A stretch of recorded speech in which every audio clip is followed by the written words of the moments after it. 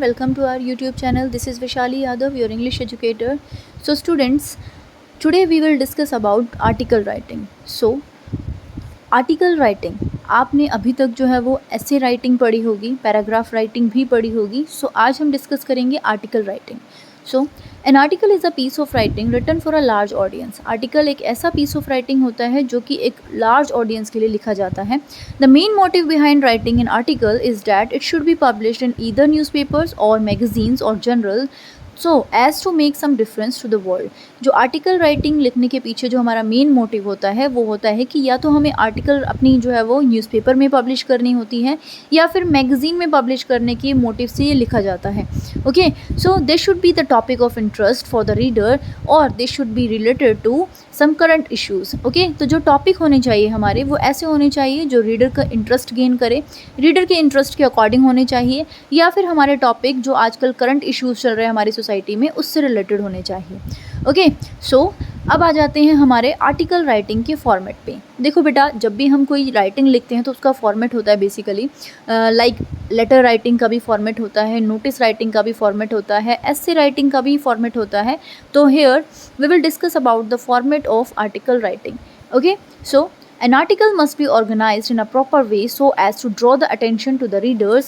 The basic outline for an article writing format is article writing इस तरीके से organise करना चाहिए प्रॉपर वे में ताकि वो रीडर्स की यानी पढ़ने वाले की अटेंशन को गेन कर सके. ओके, सो जो बेसिक हैं फॉर्मेट, इसके बेसिक आउटलाइंस है वो हम डिस्कस करेंगे. So first of all heading या फिर जिसको हम बोलते हैं title. Okay, so title it can be a single word, quotation, phrase or even a sentence, but it should be catchy, meaningful, thoughtful और provoking and descriptive.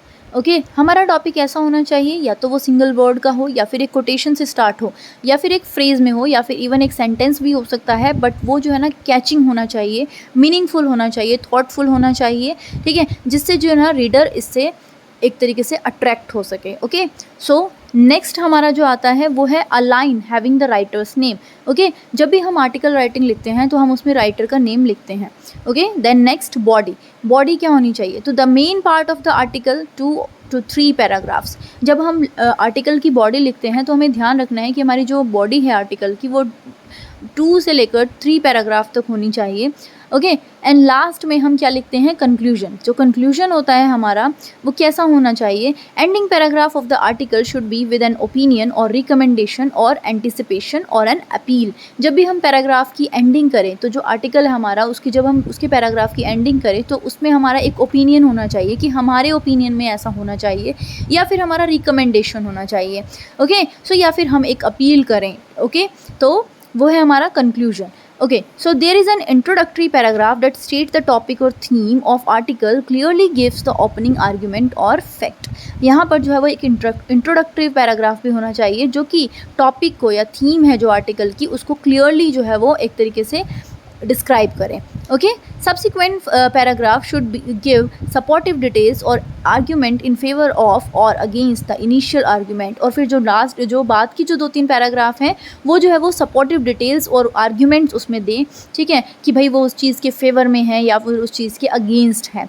ओके, फिर the conclusion sums up the issue. और जो conclusion होना चाहिए हमारा वो जो है ना हमारी जो भी इशू है जिसके ऊपर हम आर्टिकल लिख रहे हैं उसको सम अप करें.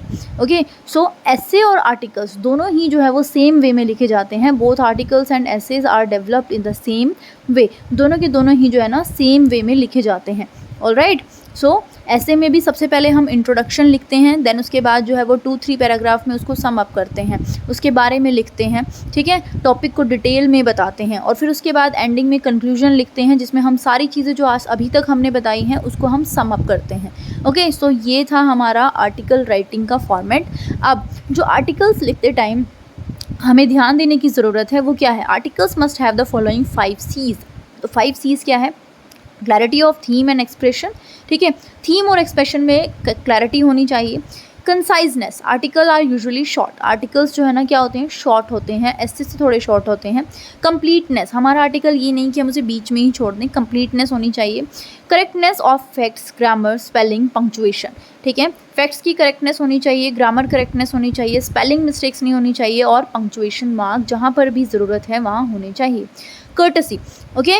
सो courtesy, it should B free from any gender bias, ये जो है वो किसी भी एनी जेंडर बायस से फ्री होना चाहिए, and it should not hurt the sentiments of the reader.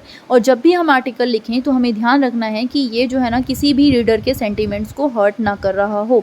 So this is the format of article writing. I hope you will like the video, and if you like the video, like, share and subscribe the channel. Okay, so thank you very much.